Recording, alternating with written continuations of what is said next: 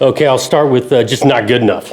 Starting with myself, I think about the staff as we're responsible, prepare these guys through the week, so they come out and execute and play with great energy, and we didn't have it today. I told the locker room again, we lost a bunch of one-on-ones. All three phases, the opportunity to get off the field did not take place the way they could run the ball. Situations with erring on aggression early, fourth down, own it defensively that we bow up didn't take place. And so we're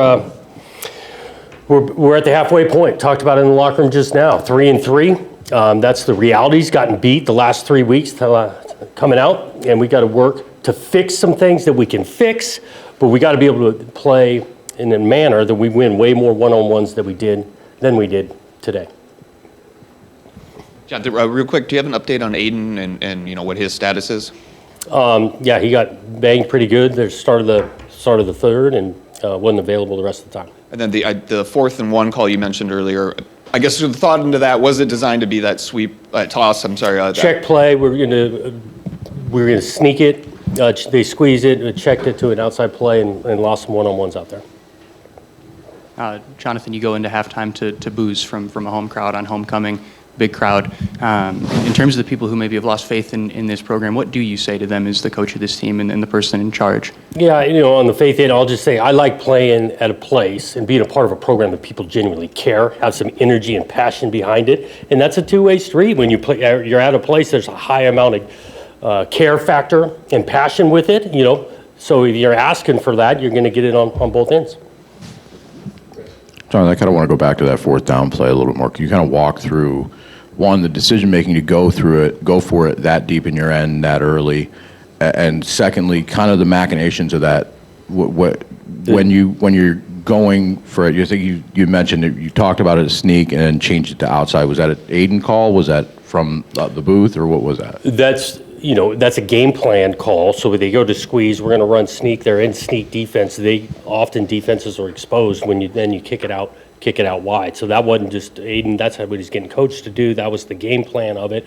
Obviously, it did not work. And the decision making to go for it that deep in your own end there. Less than a yard. Yeah, that's on me.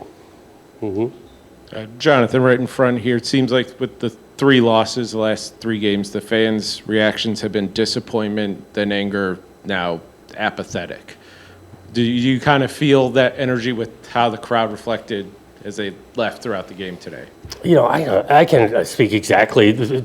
Call it, frustrations at halftime. All of us got the same ones. And so I can't speak for I don't know what we had, 70,000, whatnot there.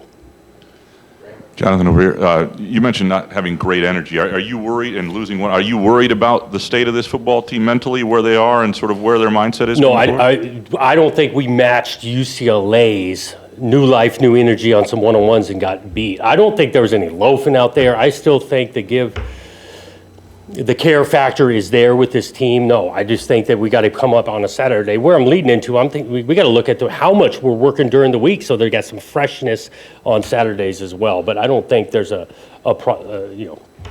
factor or lack of care out of the group. Also, the passing game, which a couple weeks ago looked like it could be a real strength for you in the Big Ten, was just not really a threat for a long time. What is going on there that's created this? Yeah, I think we missed a couple open throws early, anticipating that. And then when you miss early, you feel like you want to get into a rhythm. I think passing is a lot about rhythm, and we have failed to get into one in the passing game the last couple weeks. Jonathan, it seems like an overwhelming situation right now. How do you prioritize what you need to focus on first to kind of bring everything back together? Well, you got to analyze it, and you got to take a deep look at the film too, because your emotions after the game, and sometimes extremes take place when you're emotional.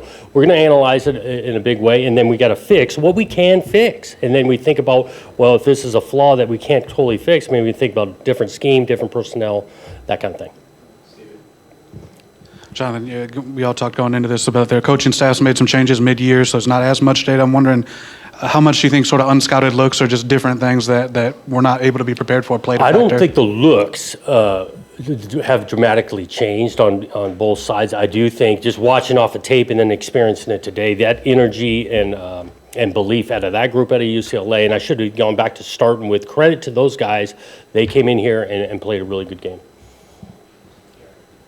Jonathan, this week, either in terms of body language or focus? Did you sense that something wasn't quite right, or are you shocked by the performance today? So very surprised by it, and again, I think all of us that way through the week felt good. The back to work, guys with call it energy and focus through the week. So yeah, surprised that this performance looked the way it did.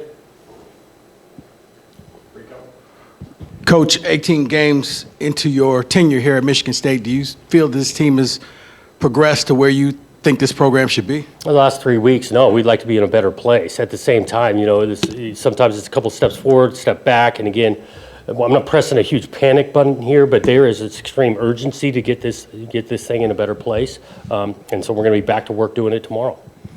You just touched on the urgency, but maybe the pressure to win with the way this season has gone the past 3 weeks. Are you feeling that? I think there's always pressure. This is what you sign up for. You want to be whether a head coach, you want to be a play caller, you want to be a quarterback in the Big Ten, you want to play defensive line in the Big Ten. There's always, call it pressure, but your own expectations are really what you're chasing, and we're focused on that. In addition to the one-on-one shortcomings today, there were also some missed assignments on defense. Yes. Your thoughts about that? Is that focus, or were they getting rattled? I think about simplifying things. I look at us defensively because, yes, we got more to us than the back out of the backfield a couple of times, and we don't got them, or we're late getting there. I think about maybe we got too much in on, and that's not just defense overall, but when it's not getting executed, the first thing you think about is how much we got going, and are they playing with clarity out there, and that's a coach's job.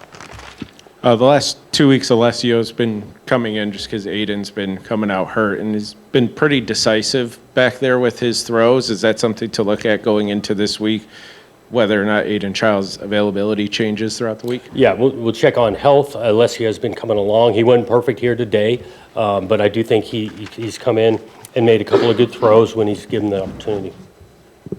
Back to the Childs hit, did you think that was targeting on that play? And was that anything you guys asked? I didn't see a clean replay. I think that's bang, bang. It was a physical hit. There's no question about that. And again, they're looking at this conference. They're looking at all plays, and they took I'm sure, a look at it because it was an injury timeout. They had plenty of time to look at it.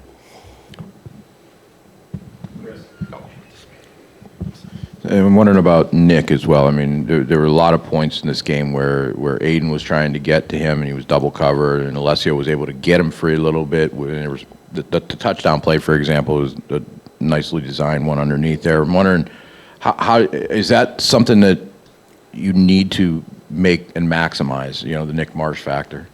Well, yeah, I mean, we had tensions coming in, and you saw a couple of balls going his way early. I think at the same time, you design all you want. If he's seeing a little bit of double coverage, we got to be going to other spots, and that's on the quarterback to do it.